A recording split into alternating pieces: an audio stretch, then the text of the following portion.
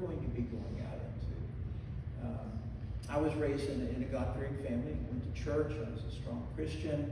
I can't even imagine, what I went through and what my generation went through, what they're going to go through. Fortis just gives you, it's aptly named, it gives you fortitude, it gives you that ability to go out and take up the tools and take up the armor and actually make a difference in a world that's getting darker and darker. And these ladies will be light in that darkness.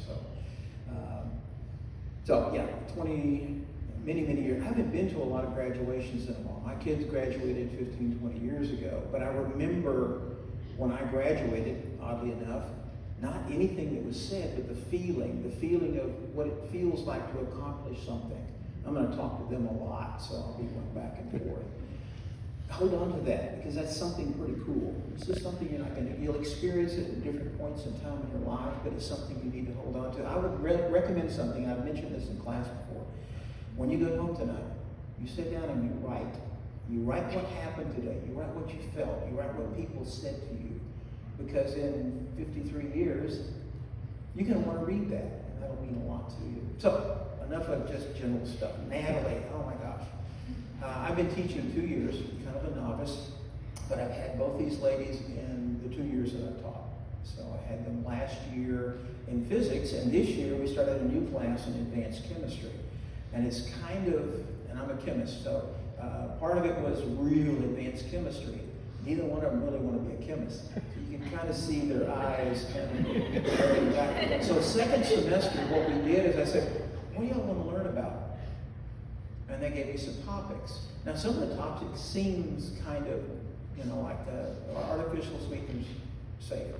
Oh my gosh, we studied metabolism, we studied diabetes, we studied the chemistry of artificial sweeteners and why your tongue tastes things differently and which ones are safe. They want to know about hair. Attractive ladies want to know about hair. I spent 3 weeks on hair. I think they were thinking, okay, we're going to learn what kind of, no, you're going to learn what your hair is made of, why hair curls, and it has to do with the angle of the follicle. I'll teach you all a little bit. We got into skin, and then we got into some neurochemistry, and we talked about smell, and the idea that the largest genome in your body is the genome for what you smell with.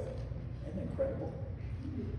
And what I have really appreciated by teaching here is we can talk about that complexity in a way that I don't think you can in public schools. This wasn't by chance.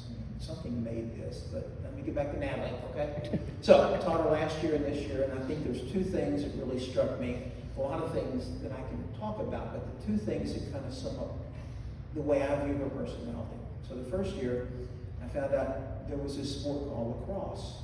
I'm from West Texas. We don't do lacrosse. I read a little bit about it, but what I noticed was she would come in on crutches. Where are your parents? Yeah.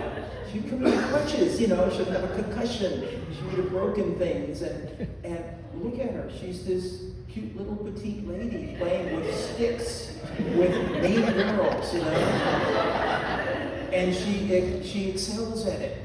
So I take that and I go, tough lady, okay? Very tough lady. In physics, I'll go back a year, we had a section on DC circuits. I'm a chemist. DC circuits are kind of like Greek to me, but I learned it to get ready for the course thinking, okay, I really need to learn this because there's sharp kids in there and I need to know what I'm doing. We got a breadboard out, we started doing circuits. She took it over. I just kind of backed away. And Natalie was building stuff, having read about it. I was really worried she was going to go home that night and rewire your entire house. And all the lights would come on differently or something. But what I take away from those 2 stories is, number one, the toughness, but the intelligence. And she's a good person too. I mean, you get those 3 things together, you got somebody that can really do stuff in this world. Okay? Now, I'm going to end up here. You're going to have a lot of verses thrown at you in the next couple of days and for the last week. And that's what people do, because the Word of God is what we throw at people when we care about them. It's like, here, try this one and try this one. I'm going to give you one. But I'm going to leave you with 3 words out of that verse, okay, which have been, I love this verse because I told my wife I want it on my tombstone because it's a good lifelong thing to look at. So Micah 6:8. He has shown you, O mortal, what is good. And what does the Lord require of you? 1, to act justly. 2, to love mercy. 3, to walk humbly with your God. Justness, be fair. Mercy, be kind. In fact, that's the one. If you're kind to people, they'll never forgive you. And be humble, which is hard to do when you're highly talented, but you do it quite well.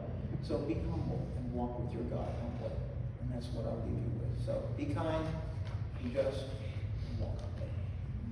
Thank you.